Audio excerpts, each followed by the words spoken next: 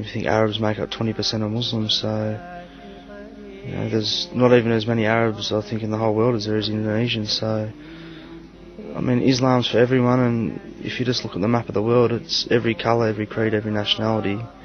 I went through a period of about 5 or 6 years in my life where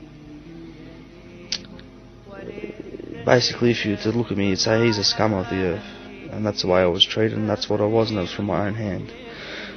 I destroyed my family, I destroyed myself, I destroyed anything that I ever care about, and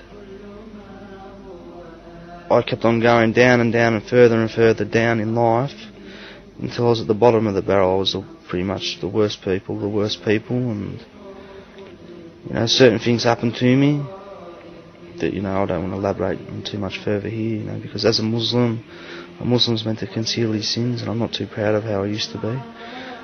But there came a point where I asked God to save me from what was going to happen to me. I was either going to get killed or certain things, and I said to myself, I'll have to do it now, mate.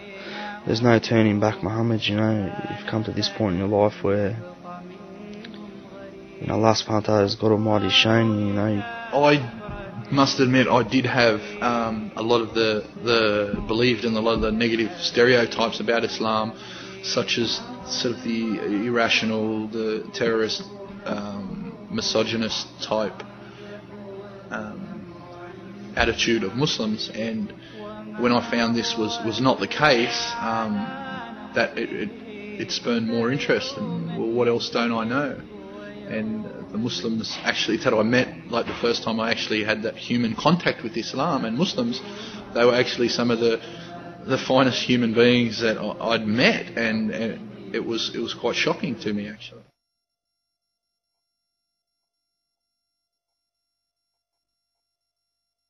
I was listening to a ABC News Radio, and they said that a Queensland company had just marketed a special honey, a medicinal honey, because honey has a lot of antibacterial properties.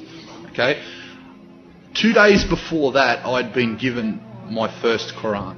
All right, that afternoon, I thought to myself, "Oh, that's interesting about the honey, etc."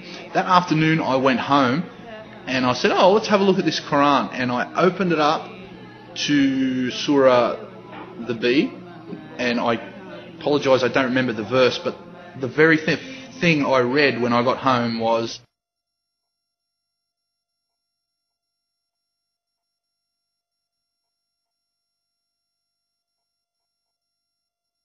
and that blew me away. I mean, wow.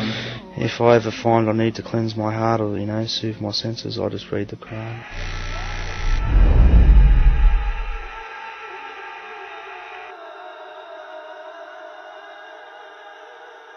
Before I came to Islam, what you see on the news and what you hear, it's the same thing that someone who's ignorant of the religion and doesn't really pick up a book and start reading about the religion would have. Like those same ideas, terrorists, Arabs and so forth, blah blah blah. So it wasn't too good of a view, but the fact that I knew some Muslims kind of balanced that out. There was a time when I was just doing some vacation employment at uni, and there